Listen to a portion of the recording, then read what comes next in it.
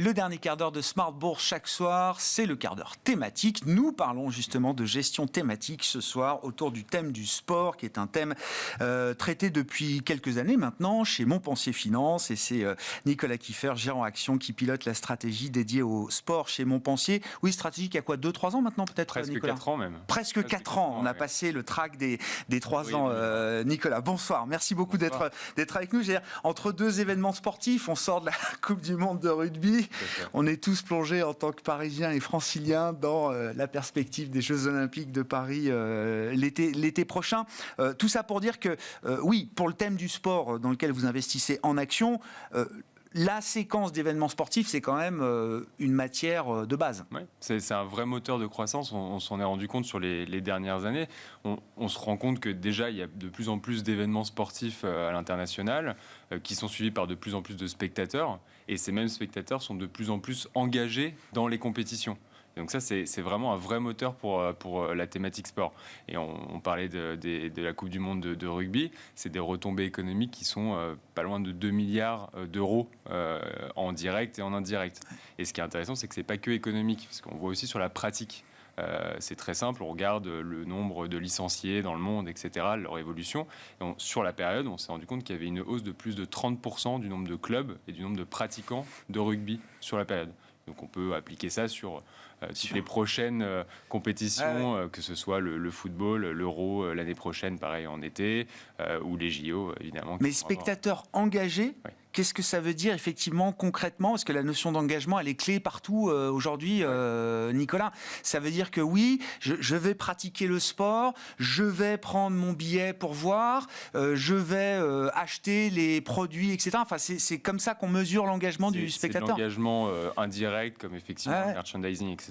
Mais aussi direct, on se rend compte qu'aujourd'hui, dans le visionnage, on est amené quand même à rentrer de plus en plus dans la compétition, que ce soit avec de la data, de la donnée de partout. Quand on regarde un match de football, on a des stats de partout. Quand on regarde le Tour de France, on a la puissance du peloton, etc. Enfin, on engage de plus en plus le spectateur dans la compétition.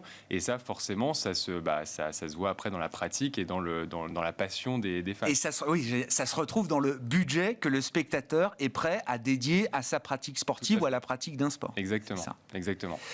Comment est-ce que les équipementiers, du côté des équipementiers ou des acteurs entreprises du sport, effectivement, comment est-ce qu'ils profitent de ces événements ? Quelles sont les stratégies, effectivement, de ces partenaires, de ces groupes, de ces équipementiers autour de ces événements, Nicolas ? Déjà, il y a ce qu'on voit, c'est-à-dire que c'est une occasion quand même assez parfaite. Parlons des JO 2024, c'est une occasion parfaite pour les grandes marques, les grands équipementiers, de présenter les dernières innovations technologiques, de performance sur le running par exemple, qui est on va dire un secteur assez niche, mais qui est quand même où l'innovation prime réellement. Et on voit que des nouveaux acteurs, parce que les événements sportifs amplifient des tendances qu'on voit déjà depuis quelques mois, et on voit que des nouveaux acteurs sont en train de prendre des parts de marché de façon significative sur les géants du secteur. Je peux donner des exemples. Bien sûr. Je ne sais pas si vous voyez ce que c'est que Oka One One. C'est une marque française avec des semelles assez épaisses, marque française créée il y a un peu plus de 10 ans, qui est aujourd'hui à des parts de marché de 15 à 20% sur le running spécialisé. Donc presque au-dessus de Nike. Qu'est-ce qu'ils ont apporté comme innovation ? Et en plus, je le dis, vous pratiquez le sport, mais c'est une très bonne manière. Pour investir dans un thème, c'est bien de le connaître jusqu'à la pratique qu'on peut avoir d'un sport. Nicolas, je sais que vous faites du vélo, vous courez sans doute aussi. Qu'est-ce qu'ils ont apporté comme innovation sur ce marché-là ? Alors, c'est très simple.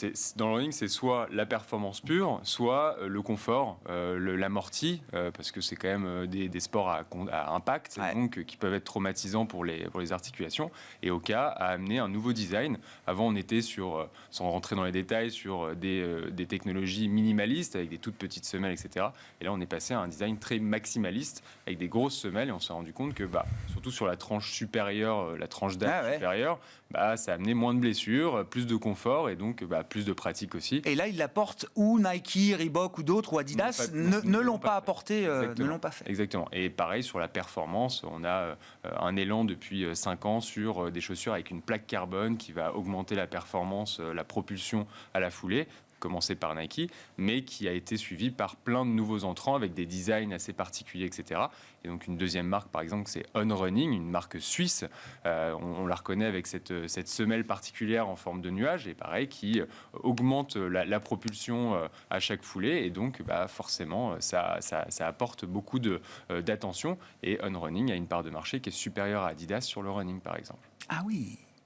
Et donc là, on parle de sociétés, d'équipementiers qui sont alors à des rythmes de croissance. Si je reviens aux métriques de l'entreprise, on est sur des rythmes de croissance supérieurs à ce qu'on trouve chez des historiques, les grands du secteur aujourd'hui. Le marché sous-jacent est à plus 8%, plus 7% par an. Un Nike va être légèrement au-dessus. Un On Running va être à plus 50%. D'accord.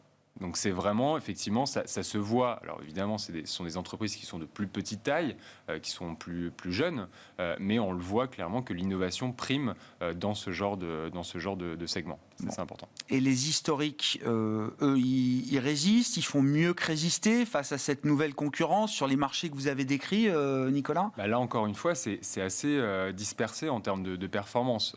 On a des historiques comme Nike qui n'ont jamais réellement cessé d'innover, et donc toujours avec une image de marque qui est très très forte, avec une reconnaissance du côté des jeunes, avec des marques très ciblées comme Air Jordan, etc., qui arrivent à créer quand même beaucoup d'envie, etc. Ils arrivent à s'en sortir très bien. En revanche, il y a d'autres marques comme Adidas, par exemple, qui a perdu un petit peu de sa superbe en mettant moins de budget dans l'innovation, dans la recherche et le développement, etc. Et qui payent aujourd'hui. Alors, il y a pas mal de spéculations sur des nouveaux managements, etc., des affaires spécifiques à la valeur, mais on voit que sur la croissance, en tout cas, la croissance, ça l'impacte. Et ça, pour le coup, il faut vraiment, c'est la prime à l'innovation, encore une fois, c'est hyper important. Qu'est-ce qu'on peut dire alors de la performance du fonds, mais avant même cela, peut-être un mot de la gestion thématique dans son ensemble. La gestion thématique s'est développée alors dans l'ensemble de l'industrie, chez Montpensier depuis plusieurs années. Nicolas, 22 a forcément été une année très douloureuse, très difficile pour la gestion thématique dans son ensemble, parce que gestion thématique, c'est grande tendance séculaire, c'est donc de la croissance visible, et le facteur monétaire, effectivement, a quand même compliqué, on va dire, la performance de ces gestions en 2022. Qu'est-ce qu'on peut dire pour la gestion thématique au terme de l'année 2023 et peut-être plus précisément pour le thème sport ? Alors pour 2023, alors ça a été une année assez particulière. Bon, sur le fond, on a une performance de plus 13% depuis le début de l'année, mais si on regarde la gestion passive avec les ETF, etc., si on achète toute la thématique, on ne fait pratiquement pas de performance. Parce qu'il y a eu effectivement, il fallait être réactif dans le stock picking, prendre encore une fois les bons acteurs qui innovent, qui aller vers là où il y a de la croissance, donc avec l'innovation, aller vers une bonne gestion des stocks, parce que forcément, le résultat de l'année 2022, qui était catastrophique pour les valeurs de consommation, etc., c'est que problème de chaîne d'approvisionnement, une hausse anormale du niveau des stocks, qui font que forcément tous ces acteurs ont été très impactés. Et donc aller vers des acteurs qui gèrent en direct leur distribution avec leur propre boutique, leur propre site internet, ou qui passent par des distributeurs, des partenaires privilégiés, donc qui vont avoir des éditions limitées, des modèles que tout le monde n'a pas, donc chez JD Sports par exemple, chez Top Sport en Chine, voilà, des partenaires privilégiés, sans aller dans les chaînes qui vont faire du entrée de gamme et qui vont avoir des stocks qui vont s'accumuler de façon assez significative. Plus largement sur l'impact monétaire, etc., je pense que sur les mois à venir, l'année 2024, on va quand même être sur, on l'espère, des taux qui sont... Le marché semble plus que l'espérer à ce stade. Nous aussi, effectivement, vous avez expliqué l'impact que ça pouvait avoir sur des valeurs plus profilées croissance. La gestion des stocks qui est normalement derrière nous, les problèmes de stock qui sont normalement derrière nous, et ce qui est important aussi, le nerf de la guerre, la demande qui reste extrêmement dynamique.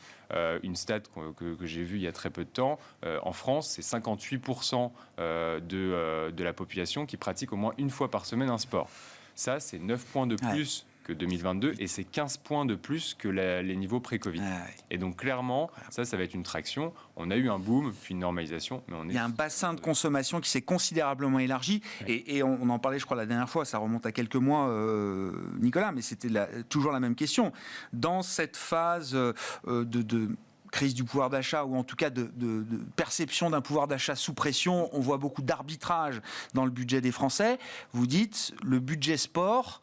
Alors, il peut être réduit, il peut être ajusté, mais vous dites il est préservé tant que faire se peut. Les gens ont vraiment compris l'intérêt d'avoir un style de vie actif et sain sur les 3 dernières années. Et on voit, alors c'est notre rôle aussi en tant que gérant de sélectionner des valeurs qui ont soit une approche low cost, donc forcément qui répondent à ces enjeux de pouvoir d'achat, bien sûr. Une inscription chez Basic Fit par exemple, c'est pas les 20 € par mois qui vont pour le bien-être. C'est gérable. Ou alors vers les marques à l'inverse qui ont un vrai pricing power, qui vont avoir un aspect plus premium.